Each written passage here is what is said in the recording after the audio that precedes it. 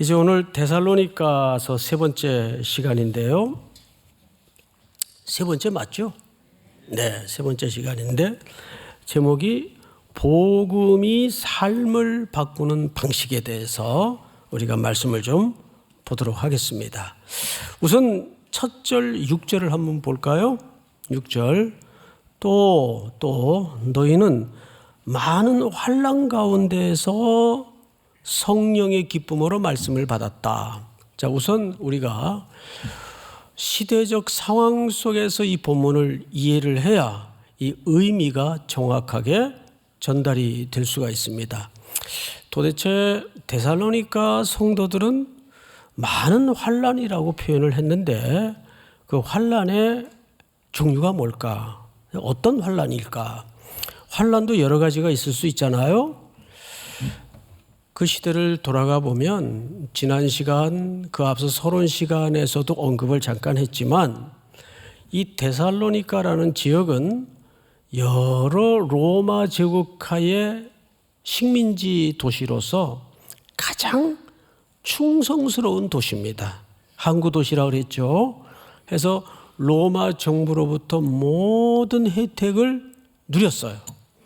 그러니까 이 도시는 굉장히 번영된 도시에다가 로마의 가치와 로마의 질서와 로마의 원리를 철저하게 순응하는 도시이다 보니까 도시가 평안했어요. 조용했어요. 누구 하나 서열을 일으키거나 문제를 일으키는 사람이 있을 수가 없어요. 그것이 로마 제국이 국가의 통치 철학으로 평화, 특별히 질서 이런 걸 굉장히 강조했습니다. 그런데 어느 날 허름한 무리들이 이 도시로 스며들더니 이상한 얘기를 퍼뜨리기 시작하는 겁니다. 소위 예수 그리스도가 주님이십니다. 그 아버지이신 하나님만이 참된 주인이십니다. 이런 듣도 보도 못한 희한한 얘기를 전하니까 그 복음은 능력이 있죠. 그러면서 도시를 시끌시끌하게 만들었습니다. 여러분, 거듭 말씀드리지만 로마 정부는 종교에 관한 한 관용 정책을 펼쳤습니다.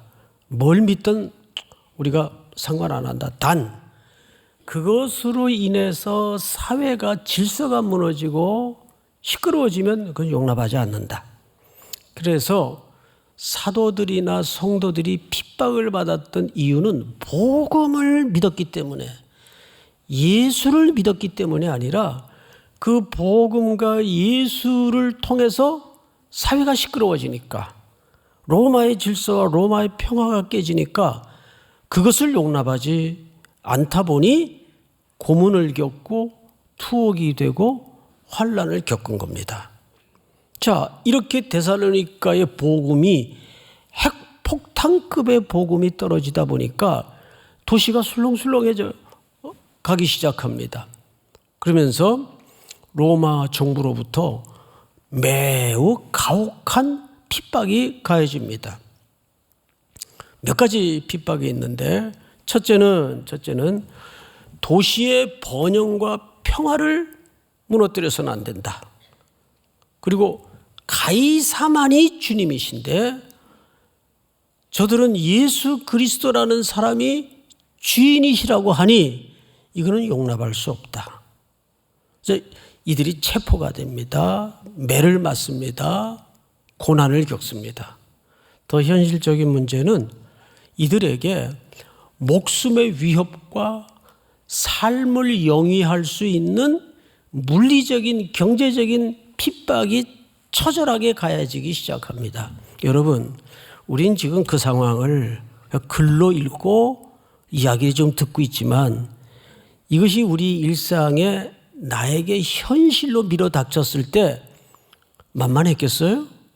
이거는 엄청난 충격이었어요. 사실은 내가 죽느냐 사느냐 목숨을 건 싸움이 매일 이어졌다고 해도 틀린 말이 아닙니다. 쉬웠겠습니까? 그 환난 속에서 도대체 이들은 어떻게 견디고 어떻게 버텼을까? 성경은 이렇게 뜻밖의 대답을 내놓는데 6절을 보세요. 또 너희는 많은 환난 가운데서 무엇으로 말씀을 받았다고 되어 있죠? 성령의 기쁨. 할렐루야. 어쩌면 오늘 말씀 속에서 이 성령의 기쁨이라는 주제는 우리 신앙생활에 오늘날 한국교회와 세계 교회가 잃어버렸던 본질입니다. 요즘은 시대 자체가 AI 시대이다 보니까 합리, 수리, 논리, 상식 이런 것이 신앙의 세계를 지배하기 시작했어요. 그런데 이들이 그런 초인적인 삶을 매일매일 싸워나가면서 버틸 수 있었던 것은 본인들의 결단이나 의지력이 아니에요. 성경은 뭐라고 얘기하죠? 위로부터 임하시는 성령의 기쁨에 붙잡혔다. 할렐루야. 이것은 누구도 만들어낼 수 없는 힘입니다. 그래서 성도가 사는 힘은 위로부터 임해야 돼요. 믿습니까? 그래서 송 목사 푸사에 보면 위로부터, 그리고 나이아가라 앞에서 찍은 사진을 탁 걸어놓고 폭포가 막 쏟아져요. 위로부터 은혜가 임해야 돼요. 그러면 아무리 거칠고 고단한 가시밭길을 걷더라도 그것이 제거가 되어서 기쁨이 온 게 아니라 성령이 그것을 덮어버리게 만들어요. 툭툭 털어버리고 또 일어나서 걷는 힘을 주신단 말이에요. 믿습니까? 여러분, 그런데 이 시대가 교회에 어쩌면 가장 중요한 본질일 수 있는 이 성령의 기쁨을, 성령의 힘을 잃어버리고 산다는데 비참함이 있습니다. 교회는 상식적이어야 되지만 상식을 넘어서야 됩니다. 그래서 믿음의 역사라 그러잖아요. 믿습니까? 그러니까 이들이 그 가혹한 시대적 물리적 핍박 앞에서도 버텨내고 이겨낼 수 있었던 것은 의지력으로 결단으로 되어진 일이 아니고 유난히 믿음이 좋아서가 아니라 위로부터 오시는 성령의 기쁨이 그거를 덮어버리고도 남는 은혜를 입은 사람들이었습니다. 여기 말씀을 받아라는 말은 말씀은 그냥 listening, hearing, 들었다 그런 차원이 아닙니다. 그 말씀을 받아서 살아냈다는 뜻이에요. 그 얘기를 이어서 이렇게 얘기합니다.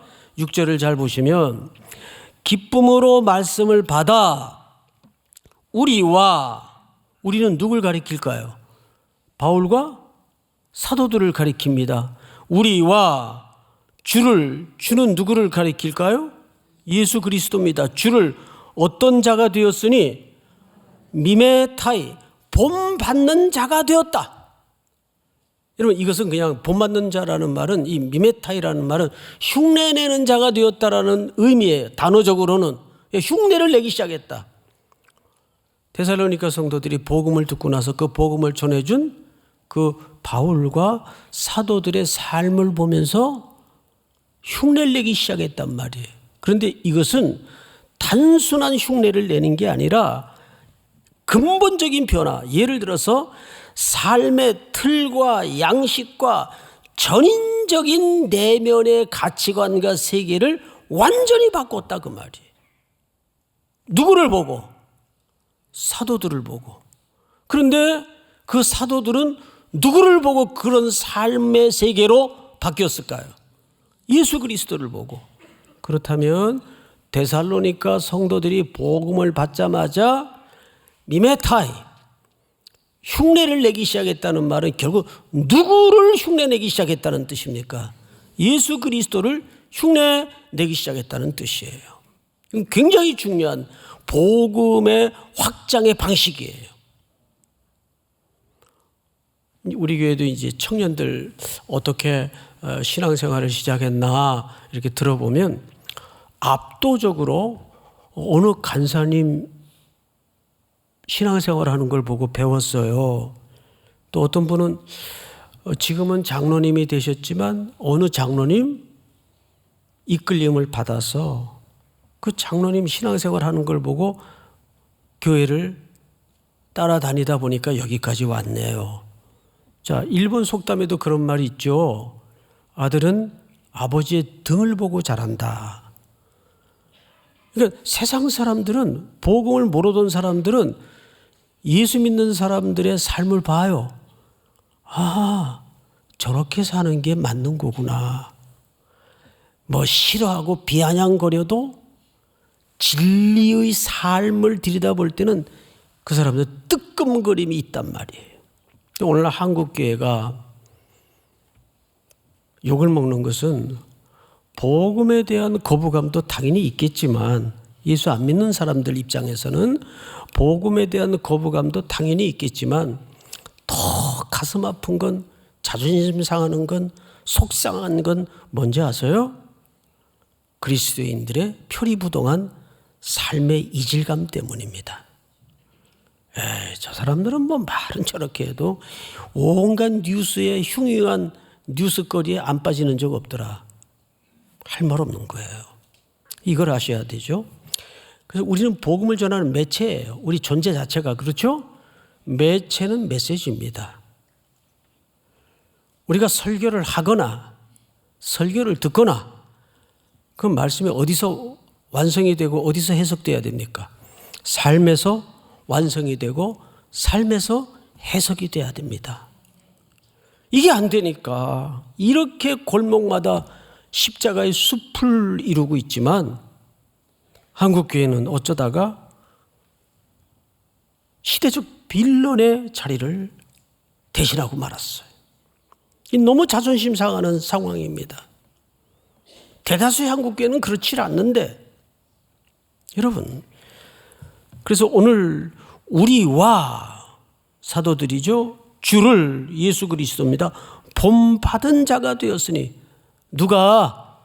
데살로니가에 사는 성도들이. 근데 그러한 본된 삶, 흉내라도 내고자 하는 삶을 통해서 어떤 일이 벌어졌는가를 7절을 한번 볼까요? 그러므로 너희가 마게도냐와 아가야에 있는 모든 믿는 자의 뭐가 되었으니 본이 되었다. 여기 본이 되었다라는 말은 티포스라는 말을 쓰는데 모델이 되었다, 표준이 되었다, 기준이 되었다, 그 뜻입니다. 아까 미메타에는 흉내내는 자라면 여기 본이 되었다, 티포스라는 말은 표준이 되었다, 기준이 되었다. 여러분 학교 다닐 때 저처럼 키가 작은 사람은 항상 앞줄에서 기준 노릇을 아주 자주 많이 했어요. 맨 앞에 서가지고 그땐 기순대로 세우니까 기준 그러면 기준이 막 왔다 갔다 하면 뒤에 열이 어떻게 되겠어요? 다 따라서 왔다 갔다 합니다. 기준은 항상 거기 서 있어야 돼요. 표준이니까. 그런데 놀랍게도 그렇게 우리와 주를 본받는 자가 된 데살로니가 교인들의 흉내내는 그 흉내를 넘어서는 속까지 내면의 세계까지 뒤집어버린 달라진 삶의 대변혁의 역사를 보면서 마게도냐와 아가야에 있는 사람까지 주를 본받는 자가 됐대요. 여러분, 이것이 복음 확산의 중요한 원리입니다. 그래서 7절을 다시 읽어보면 이렇게 되어 있죠. 그러므로 너희가 마게도냐와 아가야에 있는 모든 믿는 자의 표준이 되었다. 아, 저렇게 사는 게 맞지. 할렐루야. 그래서 지금부터 우리는 도대체 이 데살로니가 교회 성도들의 소문에 대해서 우리는 세 가지 이 삶을 바꾸는 복음의 방식에 대해서 이제 설명을 들을 겁니다. 자, 우리 8절을 한번 읽고 들어가십시다. 8절 다 같이 시작. 주의 말씀이 너희에게로부터 마게도냐와 아가야에만 들릴 뿐 아니라 하나님을 향하는 너희 믿음의 소문이 각처에 퍼졌으므로 우리는 아무 말도 할 것이 없노라. 예, 뭐 대단한 교회죠. 교회가 지금 세워진 지 불과 얼마 안 되는 교회인데 이 어린 교회에 이 완전히 업사이드 다운이라고 그래요. 뒤집어 엎는, 세상의 질서를 뒤집어 엎는 이 달라진 로마 제국가의 가치와 번영과 그 로마의 길을 쫓는 삶이 아니라 이들에게는 놀라운 소문이 나기 시작했어요. 소문이. 그 소문의 세 가지 원리를 한번 우리 들여다보도록 하겠습니다. 첫째, 그들이 우리에 대하여 스스로 말하기를 우리가 너희의 가운데 들어갔는지, 어떻게 너희 가운데 들어갔는지와, 이게 첫 번째 소문의 원리입니다. 어떻게 들어갔다라는 말은 오늘 이 소문의 원리에서 아주 중요한 원리예요. 어떻게 들어왔는지. 여기 들어왔다라는 말을 에이소도스라고 그래. 에이소도스. 들어가다. 어딘가로 들어가다. 에이소도시. 다이소가 아니고 에이소도스. 한번 따라서 해볼까요? 에이소도스. 이게 무슨 뜻이라고요? 들어가다. 그러면 어디로부터 나오다라는 말은 무슨 뜻일까요? 모르세요? 엑소도스. 이 반대말이에요. 다시 어디로 들어가다 에이소도스. 근데 어디로부터 나오다 엑소도스예요. 이스라엘 백성들이 400년을 대문명 제국인 애굽에서 노예 생활을 했어요. 감독자 밑에서, 계급 사회에서. 여러분, 애굽의 지혜를 세 가지로 꼽는데 합리, 수리, 논리입니다. 그래서 철저히 관리 감독 아래 1에서 1을 더하면 2가 나와야 되는 세상의 원리 속에서 갖은 우상 숭배의 섬김의 문화 속에서 4대가 살았어요. 여러분, 4대가 그런 삶을 살면 어떻게 될까요? 그냥 애굽화가 된 겁니다. 근데 출애굽, 엑소도스를 냈어요. 이 엑소도스라는 말은 길에서 나왔다 그 뜻이에요. 어느 길에서 나왔어요. 어느 길에서? 로마의 제국과 애굽의 제국의 질서에서 나온 거예요. 그들이 홍해를 건너 출애굽했더니 뭐가 나왔습니까? 광야. 미드바르 광야가 나왔어요. 그래서 원래 엑소도스라는 말은 무슨 의미인가 하면 길 밖의 길이라는 뜻입니다. 광야가 그들이 구원받은 이후에 처음으로 마주한 길이었습니다. 새 길이었습니다. 그래서 그들이 40년 동안을 광야에서 처절하게 머리 꼭대기부터 발끝까지 온 몸으로 적셔지듯이 딱 하나 배운 게 뭡니까? 주님을 바라보는 것만이 살 길이다. 이거 하나 배운 거예요. 그게 뭐예요? 그게 새 길이에요. 길에서 나와서 그들이 새로 들어간 길이 그거 배운 거예요. 여러분, 데살로니가 성도들이 들어갔다라는 말은 복음을 가지고 새 길을 그 데살로니가 뿐만 아니라 마게도냐와 아가야 지역의 또 다른 각처에 소문이 퍼지게 했다 그 말이에요. 새로운 길을 가지고 들어간 거예요. 믿습니까? 네. 여러분들이 예수를 바르게 정상적으로 믿는다면 이 로마 제국과 같은 애굽의 문명과 같은 화려함과 허례의식으로 우상으로 가득한 이 혼돈의 세상 속에서 새 길을 가지고 들어가는 거예요. 그 길이 예수의 길입니다. 그 소문이 났단 말이에요. 저렇게 사는 게 맞아? 와, 대단한데? 근데 죄송하지만 거듭 말씀드리는 것은 한국교회는 이런 소문에 대해서 별로 그렇게 높은 평가나 점수를 받지 못하고 있어요. 이걸 뒤집어 엎어야 돼요. 그럼 첫째는 예수 그리스도라는 새 길이 들어가서 뭐가 나야 될까요? 좋은 소문이 나야 돼요. 한국교회는, 삼일교회는 온 이 땅의 교회들이 좋은 소문이 나야 돼요. 뭐 남의 얘기, 부정적인 얘기는 굳이 설교 시간에 예로 들 일이 없고, 제가 존경하는 어느 목사님이 강남 한복판에서 큰 교회를 목회하시다가 이제 분리개척을 시작하셨어요. 보통 분리개척하면 이제 똑똑한 부목사님 한 분 이제 선정해서 교인들을 떼주는 그런 이제 형태를 분리개척이라고 합니다.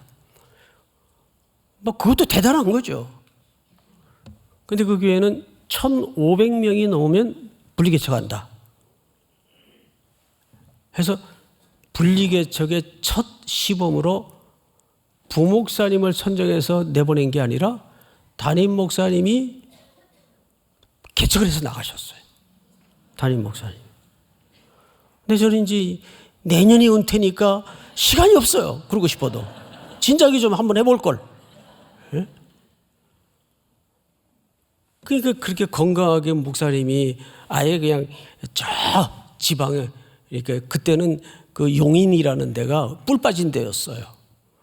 거기에 개척을 해서 나가셨는데 금방 교회가 부흥이 됐겠죠. 당연히.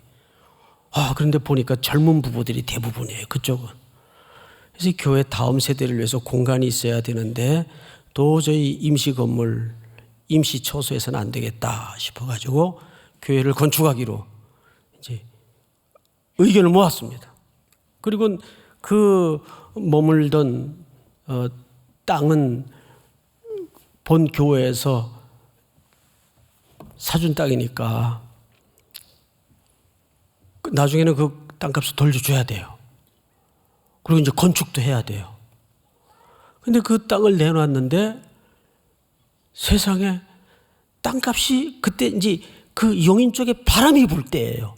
올랐겠어요? 내렸겠어요? 부동산 불패의 신화가 작용을 한 거죠.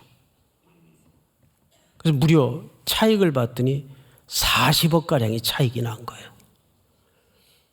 그 땅값도 갚아야 되고 이제 건축도 해야 되는데 당회가 도저히 귀를 의심할 수밖에 없는 결단을 했어요. 이거는 불로소득이다. 그리고 교회는 온전히 성도들의 헌신과 기도와 눈물로 짓는 것이 교회지 이렇게 불로소득으로 교회를 건축할 수 없다. 그걸 전부 사회에 환원하기로 결정을 했습니다. 이게 상식적으로 맞아요? 그 차익은 보통 여느 교회 같으면 주님의 은혜입니다. 그리고 해도 누가 시비를 걸겠어요? 누가? 예? 그렇게 결정을 해버렸어요. 자, 그런데 이게 굉장히 선한 영향력을 일으켰습니다. 이게 좋은 소문이에요. 이제 우리 삼일교회도 어마어마한 재정을 들여서 지금 다음 세대를 위한 공간을 이제 곧 마련합니다. 그건 필요한 공간이에요. 그런데 항상 말씀을 드리지만 교회는 삼일교회의 재산이 아닙니다. 누구 겁니까? 하나님 거예요. 지역사회를 위해서 또 다른 더 넓은 범주의 영역을 위해서 기꺼이 우리는 언제라도 주님이 원하시면 나눌 준비가 돼야 됩니다. 우리 교회는 두 가지 금기어가 있다고 그랬어요. 돕는다라는 말을 쓰지 않는다. 쥐뿔도 우리끼리 있어야 돕지. 다 받은 건데 뭘 도와요? 나누는 거예요. 믿습니까? 나누는 거예요. 또 하나의 금기어는 수고했다는 말을 쓰지 않는다. 우리가 주님의 구원의 기쁨으로 우리가 즐거워서 헌신하는 거지, 내가 수고했다고 생각하는 순간 공로주의가 기어올라옵니다. 보상심리가 일어나요.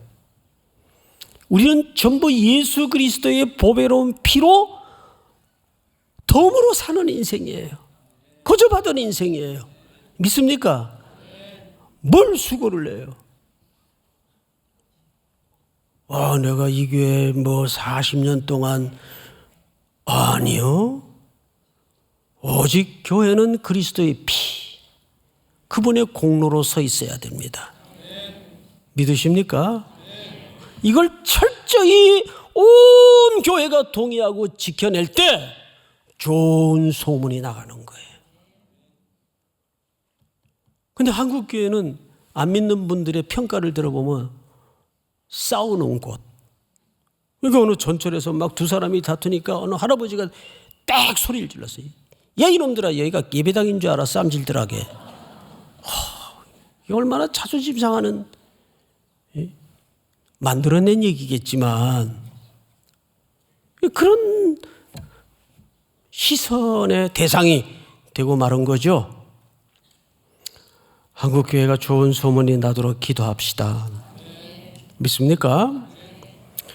두 번째로 여기 성경을 보시면 9절을 다시 읽겠습니다. 그들이 우리에 대하여 스스로 말하기를 우리가 어떻게 너희 가운데 들어갔는지와, 여러분 이 당시에는 도시마다 돌아다니면서 자기의 부를 누리고 명예를 위해서 거짓 철학자와 화려한 언어 수단으로만 밥벌이하는 철학자들이 굉장히 많았어요. 그래서 사도 바울 일행들이 돌아다니면서 대가를 받지 않는 이유가 그런 시대적 맥락 때문에 대가를 받지 않은 겁니다. 그러면서 5절을 확인해 보시면 바울이 자기들의 삶을 이렇게 얘기해요. 이는 우리 복음이 너희에게 말로만 이른 것이 아니라 또한 능력과 성령과 큰 확신으로 된 것임이라. 우리가 너희 가운데 너희를 위하여 어떤 사람이 된 것은 너희가 아는 바와 같으니. 어떤 사람이 됐단 말이에요. 어떤 사람이 됐을까요? 그것이 데살로니가 전서 2장 전체의 설명입니다. 어떻게 교회를 섬겼고 성도들을 섬겼고 헌신을 했으며 눈물로 빼곡한 기록들이 온몸으로 살아낸 흔적들이 2장에 가득합니다. 그 얘기를 하는 거예요. 방금도 말씀을 드렸지만 우리는 복음을 전하는 매개물인데 이 매체는 메시지예요. 믿습니까? 자, 다시 9절을 보시면 너희가 어떻게 우상을 버리고 하나님께로 돌아와서 살아계시고 참되신 하나님을 섬기는지와, 이거는 선교적 교회들이 붙잡아야 될 일상과 선교 현장에서 선명한 메시지입니다. 가이사가 주님이 아니라 우리 주 예수 그리스도가 주님이시고 하나님만이 참된 주님이시다. 이 선명한 복음이 전제되지 않고서는 참된 복음의 전파라고 할 수가 없어요. 그들에게 사회복지로 다가서는 것도 아니고 복지적인 형태가 있어야 되겠지만 윤리나 도덕적이고 구제적인 형태를 우리가 갖춰야 되겠지만 그 핵심에는 뭘 담아서요? 선명한 메시지. 예수 그리스도가 주인이십니다. 예수 그리스도가 주님이십니다. 하나님만이 참된 주이십니다. 선명한 메시지가 있었어요. 지금 얼마나 시대가 나뉘어져 있고 혼란스러워 있습니까? 이때 우리는 우뚝 드러낼 사안은 하나밖에 없어요. 예수 그리스도가 주님이십니다. 믿으십니까? 예수 그리스도가 하나님이십니다. 마지막 세 번째로 10절을 한번 같이 읽어볼까요? 시작. 또 죽은 자들 가운데서 다시 살리신 그의 아들이 하늘로부터 강림하실 것을 너희가 어떻게 기다리는지를 말하니 이는 장래의 노하심에서 우리를 건지시는 예수시니라. 주님이 이 땅에 다시 오십니다. 역사는 이렇게 끝나지 않습니다. 주님이 다시 오시면 진노의 대상이 드러날 것이고 어린 양에 붙어서 그 피의 공로를 입은 자들이 구원을 완성하게 될 것입니다. 그때는 우리 눈에 흘렀던 눈물을 닦아주실 것이고 이지러지고 어그러진 거짓들이 다 드러날 것입니다. 그래서 주님을 대망하는 삶은 견디고 버티는 삶이 아니라 그랬어요. 그날을 적극적으로 오늘이라는 현실 속에서 살아내야 되는데 그 방식은 하나밖에 없어요. 오늘이 마지막이다. 오늘은 내 삶의 남은 끝자락의 마지막 시간이다라는 개혁주의 종말과는 오늘이 내 인생의 마지막 날이라는 그런 긴박성을 가지고 화급성을 가지고 살아내야 돼요. 할렐루야. 거기에 우리의 인생의 타임 테이블이 딱 맞춰져 있을 때 우리의 삶의 질서와 삶의 패턴은 확실해질 수가 있습니다. 다시 오실 주님을 소망하며 그것이 우리가 기다리는 이 세상 사람들이 걸어가는 길이 아닌 이 길 밖에 새로운 길로 여러분들이 주님의 다시 오심을 대망하는 아름다운 종말론적 삶이 될 수 있기를 주의 이름으로 축복합니다. 다 일어나십시다. 성령이 오셨네.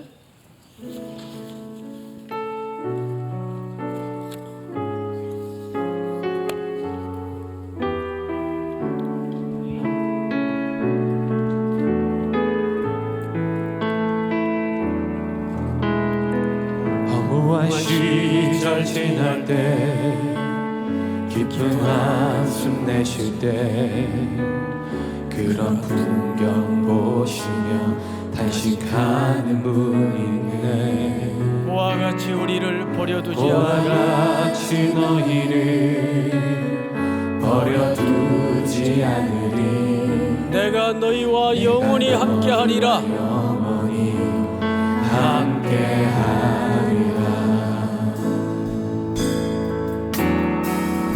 성령이 오셨네. 성령이 오셨네. 내 주에 보내신 성령이 오셨네. 우리 인생 가운데 신이 찾아오셔서 그 나라 꿈꾸게 하시네. 억눌린 자 갇힌 자 자유함이 없는 자 자유함이 없는 자 피난처가 되시는 성령님 계시네. 오른손을 높이 들고 주의 영이 계신 곳에 영이 계신 곳에 참 자유가 있다네. 진리의 영이신 성령이 오셨네. 성령이 오시옵소서. 성령이 오셨네. 성령이 오셨네. 내 주에 보내신 성령이 오셨네. 우리 인생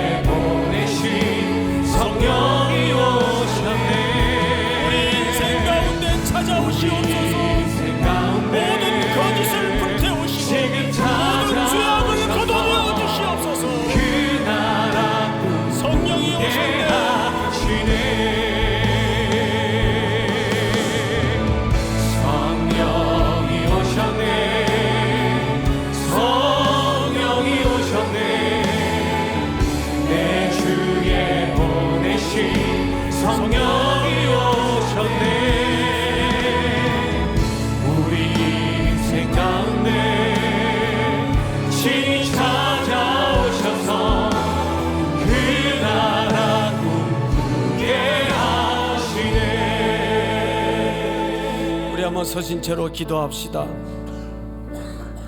아름다운 소문이 나는 한국교회 우리의 삶이 될 수 있도록 도와주시고, 복음이 말로만 들어가는 복음이 아니라 복음 전하는 자가 복음의 내용이 되게 하시고 선명한 선교적 메시지를 전할 수 있도록 도와주시옵소서. 예수 그리스도만이 주님이십니다. 하나님만이 주인이십니다. 이 고백을 우리의 삶을 통해 드러낼 수 있도록 인도하여 주시옵소서. 아멘. 주 예수여 오시옵소서. 성령님 오셔서 모든 이 땅의 거짓을 태우시고 혼란을 제거하시며 성령의 기쁨으로 충만한 민족이 될 수 있도록 함께하여 주시옵소서. 우리 한번 주여 부른 다음에 기도합니다. 주여